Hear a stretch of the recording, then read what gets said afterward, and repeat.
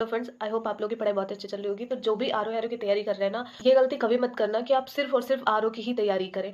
आप जैसे कि अभी मैंने बहुत सारे ऐसे लोगों से बात करा जो सिर्फ और सिर्फ आरओ पर फोकस है और उनको आगे का पता नहीं है। उनको पीसीएस में भी डाउट है कि नेक्स्ट हम 2024 के पीसीएस में अच्छा कर पाएंगे कि नहीं कर पाएंगे, बट वो आरओ देख रहे हैं और आरओ में भी उनका कंफ्यूजन है। तो मैं बस इतना ही कहूंगी कि आप आरओ की तैयारी करो, साथ में आप पीसीएस इस तरह से करो कि आपकी पीसीएस भी निकले। क्योंकि आपको इतना तो पता होगा ना कि जो आरओ का तैयारी कर लेता है ना, उसके लिए पीसीएस आसान हो जाता है। और आरओ में ज़्यादा ही कठिन पेपर बनाया जाता है, जबकि पीसीएस में आरओ की अपेक्षा थोड़ा सा ईज़ी होता है।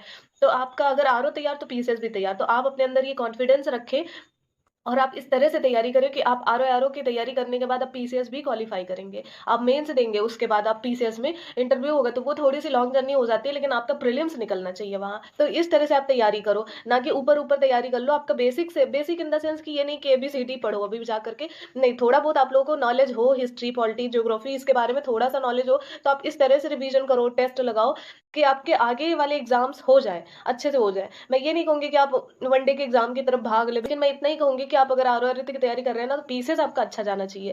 और आप मान लो कि बाय चांस जैसे बहुत सारे ऐसा डर होता है कि मेरे फ्यूचर में क्या होगा, बहुत सारे ऐसे मैं बात करती रहती हूँ, जो हमारे साथ जुड़ी हुई हैं लड़कियाँ, ज़्यादातर मैं बात कर लेती हूँ उनसे और लड़कों से भी बात होती है, तो वो लोग बताते हैं कि अगर मान लो बाय चांस मेरा आरओ नहीं हुआ, पीसीएस नहीं हुआ, तो मैं क्या करूँगा?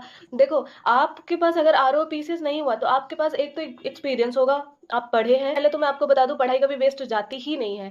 ये 100% आप अपने ज़हन में उतार लें कि पढ़ाई कभी भी वेस्ट जाती नहीं है। ठीक है? क्योंकि आप अगर अच्छे से पढ़ेंगे ना, तो प्रीलिम्स आराम से निकल जाएगा। मेंस, इंटरव्यू, पीसीएस में जाना और आरओ में मेंस क्वालीफाई करना, वो आप पर डिपेंड है। आप मेहनत जितना करेंगे उतना ही है, लेकिन थोड़ा लक है। वो तो सेकेंडरी है, लक वक साइड में हम रखते हैं। अगर आपका प्रीलिम्स एक बार निकल गया ना, आपने अच्छे से तैयारी कर ली ना, तो आप अप्लाई कर सकते हैं किसी भी कोचिंग में। अगर प्रीलिम्स निकला होता है, वो आराम से आपको रख लेंगे।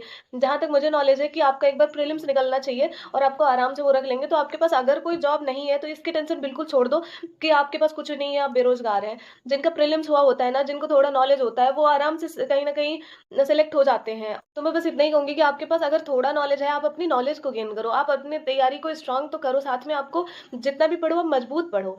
ठीक है? ये गलती मत करो कि आरओ-आरओ में ऊपर-ऊपर बस हम रट डालते हैं बिल्कुल और हमको उसका बैकग्राउंड बिल्कुल भी नहीं मालूम। तो ये सब मत करना। आप आराम से पढ़ो और अपना बेसिक कंप्लीट करो, अपना नॉलेज गेन करो। और अगर आपके पास नॉलेज है, तो आप कहीं भी अपनी जीविका चला सकते हो, बहुत आराम से चला सकते हैं। तो इस सब चीज़ों का टेंशन छोड़ देना कि क्या होगा फ्यूचर में। आप बस अभी अभी के लिए लग जाइए और आराम से अगर अभी लग जाएँगे तो 100% श्योर आप पीसेस निकाल लेंगे।